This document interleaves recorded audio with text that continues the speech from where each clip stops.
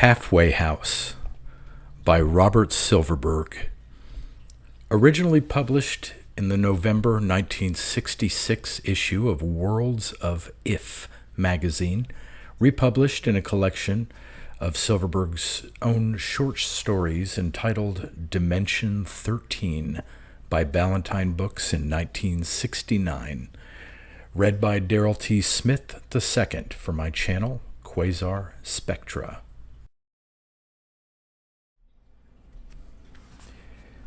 Halfway House.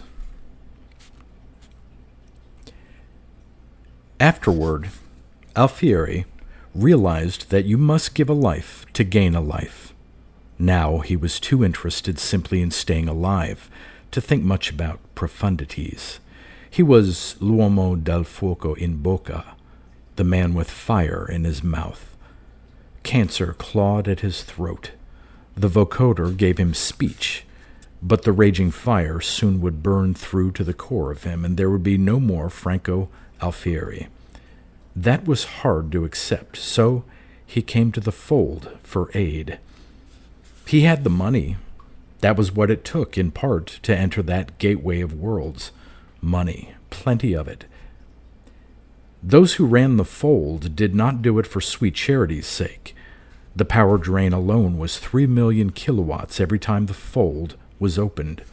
You could power a good-sized city on a load like that, but Alfieri was willing to pay what it cost. The money would shortly be of no use to him whatever, unless the beings on the far side of the fold gave his life back to him. "You stand on that bed plate," a technician told him. "Put your feet along the red triangular areas. Grasp the rail, so. Then wait." Alfieri obeyed. He was no longer in the habit of taking such brusque orders, but he forgave the man for his rudeness. To the technician, Alfieri was so much wealthy meat already going maggoty. Alfieri positioned his feet and looked down at the mirror-bright polish of his pointed black shoes. He grasped the furry yellow skin of the rail. He waited for the power surge. He knew what would happen. Alfieri had been an engineer in Milan 20 years back when the European power grid was just coming in. He understood the workings of the fold as well as anyone else who was not a mathematician. Alfieri had left engineering to found an industrial empire that sprawled from the Alps to the blue Mediterranean, but he had kept up with technology. He was proud of that. He could walk into any factory, go straight to a workbench, display a rare knowledge of any man's labor. Unlike most top executives, his knowledge was deep as well as broad. Alfieri knew then that when the power surge came, it would momentarily create a condition they called a singularity, found in the natural universe only in the immediate vicinity of stars that were in their last moments of life.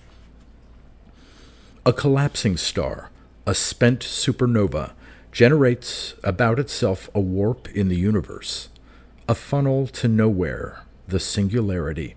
As the star shrinks, it approaches its Schwarzschild radius, the critical point when the singularity will devour it. Time runs more slowly for the dying star as it nears the radius. Its faint light shifts conspicuously toward the red. Time rushes to infinity as the star is caught and swallowed by the singularity. And a man who happens to be present, he passes into the singularity also. Tidal gravitational forces of infinite strength seize him. He is stretched to the limit and simultaneously compressed, attaining zero volume and infinite density, and he is hurled somewhere. They had no dying stars in this laboratory, but for a price, they could simulate one. For Alfieri's bundle of lira, they would strain the universe and create a tiny opening and hurl him through the fold to a place where pleated universes met, to a place where incurable diseases were not necessarily incurable. Alfieri waited, a trim, dapper man of 50 with thinning, sandy hair slicked crosswise over the tanned dome of his skull. He wore the tweed suit he had bought in London in '95 and a matching gray-green tie and his small sapphire ring. He gripped the railing. He was not aware of it when the surge came, and the universe was broken open, and Franco Alfieri was catapulted through a yawning vortex into a place never dreamed of in Newton's philosophy. The being called Vor said, "This is Halfway House." Alfieri looked about him. Superficially, his surroundings had not changed at all. He still stood on a glossy copper bedplate, still grasped a furry rail. The quartz walls of the chamber looked the same, but an alien being now peered in, and Alfieri knew he had been translated through the fold. The alien's face was virtually a blank, a slit of a mouth below, slits of eyes above, no visible nostrils, a flat greenish facade altogether, sitting on a squat neck, a triangular shoulderless trunk, ropey limbs. Alfieri had become accustomed to aliens in his dealings, and the sight of Vor did not disturb him, though he had never seen one of this sort before. Alfieri felt sweat churning through his pores. Tongues of flame licked at his throat. He refused full sedation, for unless Alfieri's mind could work properly, he would not be Alfieri. But the pain was terrible. He said, "How soon can I get help?" "What is the trouble?" "Cancer of the throat. You hear my voice? Artificial. The larynx is gone already. There's a malignant beast eating me. Cut it out of me." The eye slits closed momentarily. Tentacles twined themselves together in a gesture that might have been sympathy, contempt, or refusal. Vor's reedy, rasping voice said in a passable Italian, "We do not help you here, you understand. This is merely Halfway House, the screening point. We distribute you onward." I know. Well, send me to a world where they can cure cancer. I don't have much time left. I'm suffering, and I'm not ready to go. There's still work for me to do on Earth, capito? "What do you do, Franco Alfieri?" Didn't my dossier arrive? "It did. Tell me about yourself." Alfieri shrugged. His palms were growing clammy, and he let go of the rail, wishing the alien would let him sit down. I run an engineering company, he said. Actually, a holding company, Alfieri S.A. We do everything. Power distribution, pollution control, robotics. We're getting into planetary transformation. Our operating divisions employ hundreds of thousands of men. We're more than just a money-making concern, though. We're shapers of a better world. He hesitated, realizing that he sounded now like one of his own public relations flunkies, and realizing also that he was begging for his own life. It's a big, important, useful company. I founded it. I run it. And you are very rich. For this you wish us to prolong your life? You know that we all live under a sentence of death, for some sooner, others later. The surgeons beyond the fold cannot save everyone. The number of sufferers who cry out is infinite, Alfieri. Tell me why you should be saved. Wrath flamed in Alfieri. He suppressed it. He said, I'm a human being with a wife and children. Not good enough reason, eh? I'm wealthy enough to pay any price to be healed. Good? No? Of course not. All right, try this. I'm a genius. like Leonardo, like Michelangelo, like Einstein.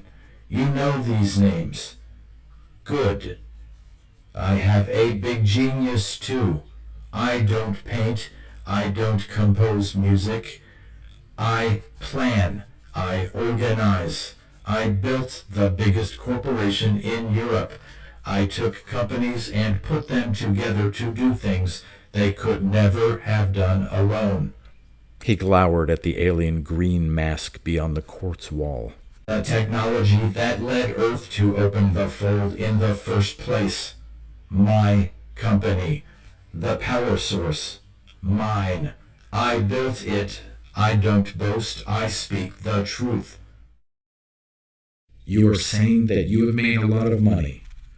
Damn you, no. I'm saying that I've created something that didn't exist before. Something useful, something important, not only to Earth but all the other worlds that meet here.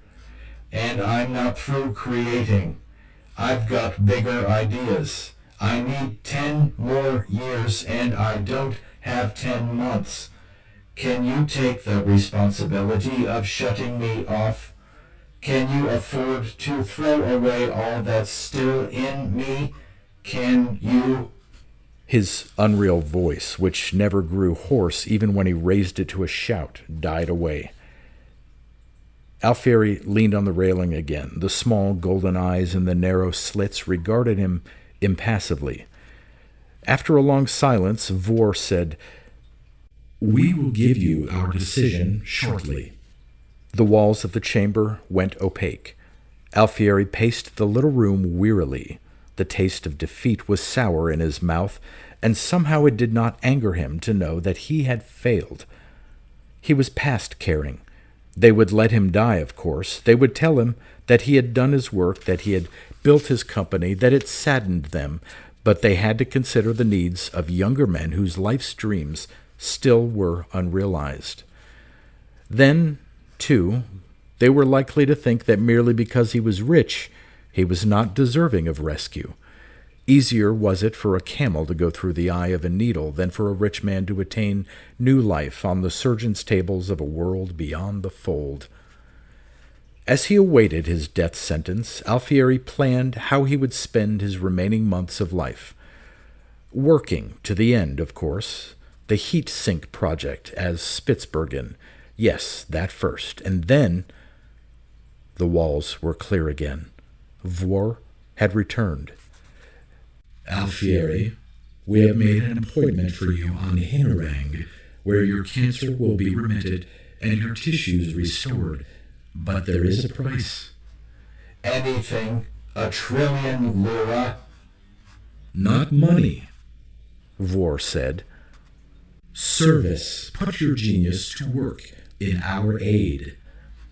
Tell me how. Halfway House, you know, is cooperatively staffed by representatives of the many worlds whose continua meet at the fold. There is not currently an administrator from Earth on our staff. A vacancy is soon to develop. You fill it.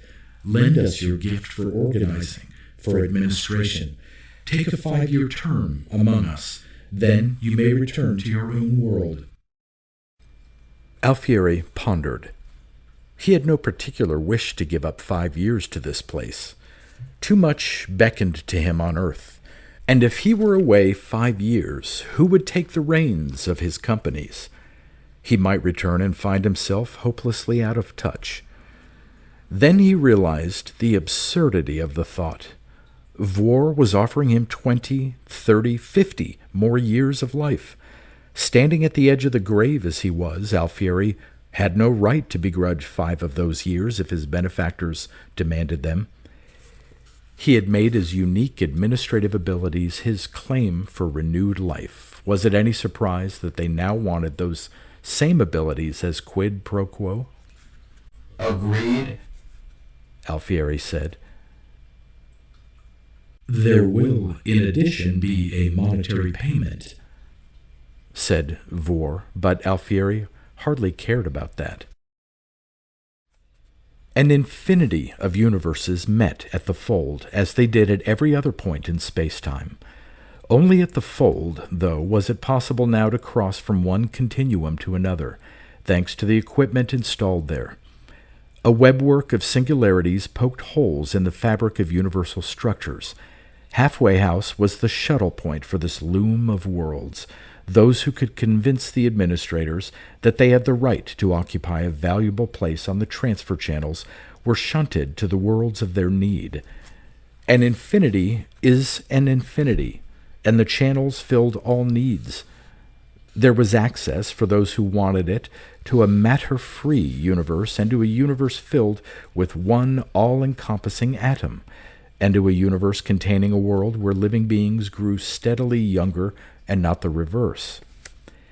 There were worlds unknown to the sons of Adam, with tribes whose heads grew beneath their shoulders and their mouths in their breasts, worlds of monoculi who run swiftly, though they have only a single leg and a single eye, worlds of folk whose mouths are so small they take nourishment only through a straw, worlds of amoebic intelligences, worlds where bodily reincarnation is an established fact, worlds where dreams become realities at the snap of a finger. An infinity is an infinity. But for practical purposes, only some 24 of those worlds mattered, for they were the ones linked by common purposes and common orientation. On one of those worlds, skilled surgeons might repair a cancer-ravaged throat. In time, that skill would be imparted to Earth in return for some earthly good, but Alfieri could not wait for the exchange to be consummated. He paid his fee, and the administrators of Halfway House sent him to Hinnerang. Alfieri was unaware, once again, as he squeezed through the Schwarzschild singularity. He had always loved tasting unfamiliar sensations, and it seemed unfair to him that a man should be compressed to zero volume and infinite density without some tactile knowledge of the fact. But so it happened. A dying supernova was simulated for him, and he was whisked through the singularity, and he emerged in one more identical chamber on Hinnerang. Here, at least, things looked properly alien. There was a reddish tinge to the warm golden sunlight, and at night 4 moons danced in the sky. The gravity was half that of Earth's. As he stood under that quartet of shimmering orbs, Alfieri felt a strange giddiness and an inner access of ecstatic strength. It seemed to him that he could leap at a bound and snatch one of those jewels from the sky. The Hinnerangi were small angular beings with auburn skins, high-vaulted skullcaps, and fibrous fingers that divided and divided again until they formed writhing networks of filament at the tips. They spoke in sinister whispers, and their language struck Alfieri as more barbarous than Basque and as consonant-heavy as Polish, but the usual small devices turned their words to the tongue of Dante when they needed to communicate with him, a miracle that struck Alfieri as more awesome than the whole mechanism of the fold, which at least he could pretend he understood. "We will first negate your pain," his surgeon told him. "By knocking out my pain sensors?" Alfieri asked. "Cutting nerve lines?" The surgeon regarded him with what seemed like grave amusement. "There are no pain sensors as such in the human nervous system. There are merely functional bodies that perceive and respond by classifying the many patterns of nerve impulses arriving from the skin, selecting and abstracting the necessary modalities. Pain is merely a label for a class of experiences, not always unpleasant. We will adjust the control center, the gate of responses, so that your scanning of input impulses will be orientated differently. There will be no loss of sensory information, but what you feel will no longer be classified as pain." At another time, Alfieri might have been happy to discuss the refined semantics of pain theory. Now, He was satisfied to nod solemnly and permit them to put out the fire that raged in his throat. It was done, delicately and simply. He lay in a cradle of some gummy foam while the surgeon planned the next move. A major resection of tissue, replacement of lost cell matter, regeneration of organs. To Alfieri, wireless transmission of power was an everyday matter, but these things were the stuff of dreams. He submitted. They cut away so much of him that it seemed another slice of the surgical beam would sever his head altogether. Then they rebuilt him. When they were finished, he would speak with his own voice again, not with an implanted mechanism. But would it really be his own if they had built it for him? No matter, it was flesh. Alfieri's heart pumped Alfieri's blood through the new tissue. And the cancer? Was it gone? The Hinnarangi were thorough. They hunted the berserker cells through the corridors of his body. Alfieri saw colonies of cancer establishing themselves in his lungs, his kidneys, his intestines. He visualized marauding creatures stabbing good cells with mortal wounds, thrusting their own vile fluid into unwanted places, replicating a legion of goose-stepping carcinomas, cell by cell by cell. But the Hinnarangi were thorough. They purged Alfieri of corruption. They took out his appendix, in the bargain, and comforted his liver against a lifetime of white Milanese wine. Then they sent him off to recuperate in the red-gold sunlight. He breathed alien air and watched moons leaping like gazelles in a sky of strange constellations. He put his hand to his throat 1,000 times a day to feel the newness there, the warmth of fresh tissue. He ate the meat of unknown beasts.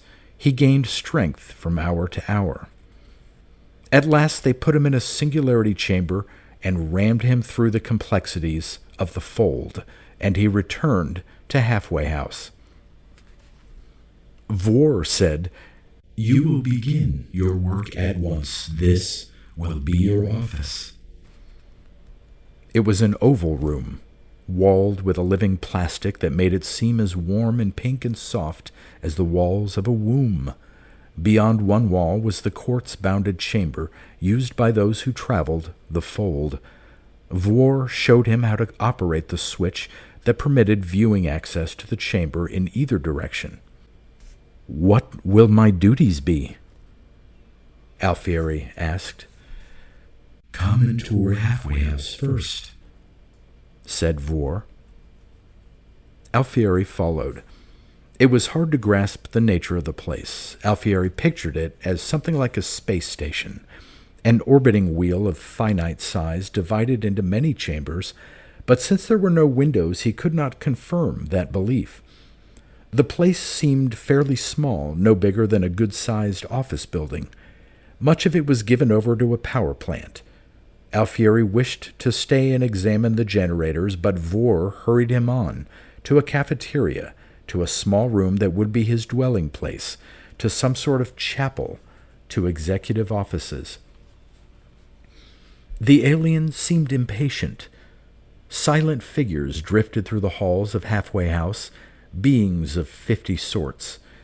Nearly all were oxygen breathers who could handle the all-purpose atmosphere of the place, but some were masked and mysterious. They nodded at Vore, stared at Alfieri. Civil servants, Alfieri thought, doing their routine work, and now I am one of them, a petty bureaucrat. But I am alive, and I will wade through a sea of bureaucratic forms to show my gratitude. They returned to the Oval Office with the soft, moist, pink walls. "What will my duties be?" Alfieri asked again. "To interview those who come to Halfway House seeking to travel beyond the fold." "But that's your job." "No longer," said Vore. "My term is up. Mine is the now vacant position you have been recruited to fill. When you begin, I can leave." You said I'd get an administrative post, to organize, to plan. This is administrative work. You must judge the niceties of each applicant's situation. You must be aware of the capacity of the facilities beyond this point. You must maintain an overview of your task, whom to send forward, whom to reject. Alfieri's hands trembled. I'm the one who'll decide? I say you go back and rot and you come forward. I choose life for some and death for others? No, I don't want it. I'm not God. Neither am I, said the alien blandly. Do you think I like this job? But now I can shrug it off. I am finished here. I have been God for 5 years, Alfieri. It's your turn now. Give me some other work. There must be other jobs suited for me. Perhaps there are, but you are best suited for this one. You are a gifted decider. And another thing to consider, Alfieri, you are my replacement. If you do not take the job, I must remain until someone else capable of handling it is found. I have been God long enough, Alfieri.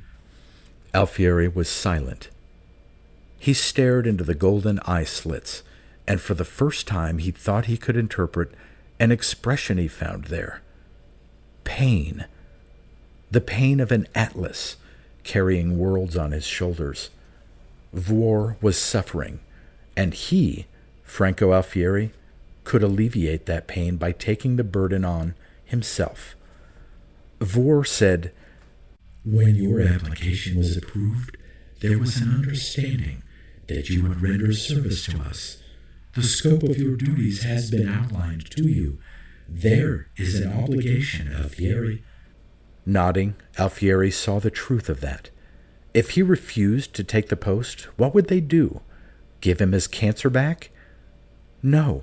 They would find another use for him, and V'or would continue to hold this job. Alfieri owed his life to the suffering alien. If he extended V'or's duties by 1 additional hour, it would be unforgivable. I accept the obligation, Alfieri said.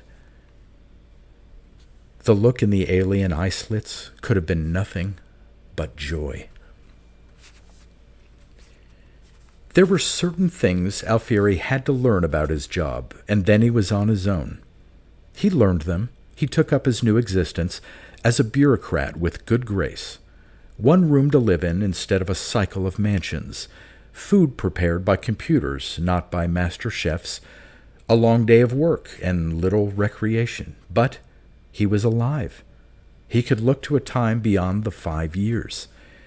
He sent word to Earth that he would be detained and that he would eventually return in good health to resume his position in the corporation. He authorized the commencement of Plan A for running the company in his prolonged absence. Alfieri had planned everything. Men he trusted would be stewards for him until he returned. It was made quite clear to him at Halfway House that he could not attempt to run the firm by remote control, and so he activated his plan and left the company to its new administrators. He was busy enough. Applicants came to him. Not all of them wished medical aid, but all had some good and compelling reason for journeying to some world beyond the fold. Alfieri judged their cases. He had no quota. If he cared to, he could send all his applicants through to their destinations or turn them all away. But the one would be irresponsible, the other inhumane. Alfieri judged. He weighed in the balance, and some he found wanting, and others he passed on. There were only so many channels, a finite number of routes to the infinity of worlds. Alfieri thought of himself sometimes as a traffic policeman, sometimes as Maxwell's demon, sometimes as Radamanthus in Hades. Mostly he thought of the day when he could go home again. The refusals were painful. Some of the applicants bellowed their rage at him and made threats. Some of them shrank into sobbing stupors. Some quietly warned of the grave injustice he was doing. Alfieri had made hard decisions all his life, but his soul was not yet calloused from them, and he regretted the things the applicants said to him. The job, though, had to be done, and he could not deny he had a gift for it. He was not the only such judge at Halfway House, naturally.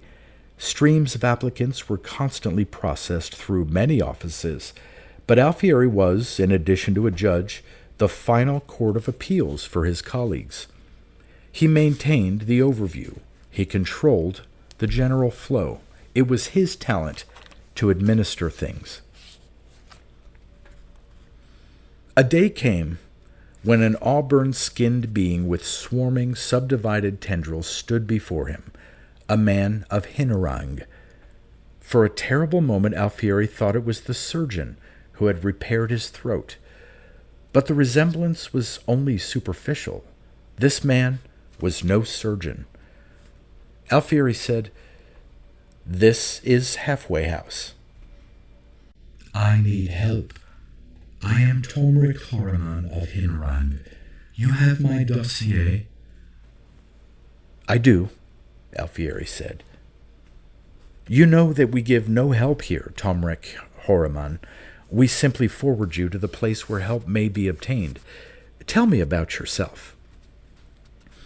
The tendrils writhed in anguish. I am a grower of houses. My capital is overextended. My entire establishment is threatened. If I could go to a world where my houses would win favor, my firm would be saved. I have a plan for growing houses on Melknor. Our calculations show that there would be a demand for our product there. Melknor has no shortage of houses, Alfieri remarked. But they love novelty there. They rush to buy. An entire family is faced with ruin, kind sir. Root and branch we will be wiped out. The penalty for bankruptcy is extreme. With my honor lost, I would have to destroy myself.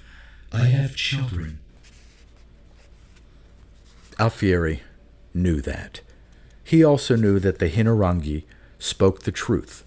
Unless he were allowed to pass through to Melknor to save his business, he would be obliged to take his own life. As much as Alfieri himself, this being had come before the tribunal of Halfway House under a death sentence. But Alfieri had gifts. What did this man offer? He wished to sell houses on a planet that had no real need for them. He was one of many such house growers anyway, and a poor businessman to boot.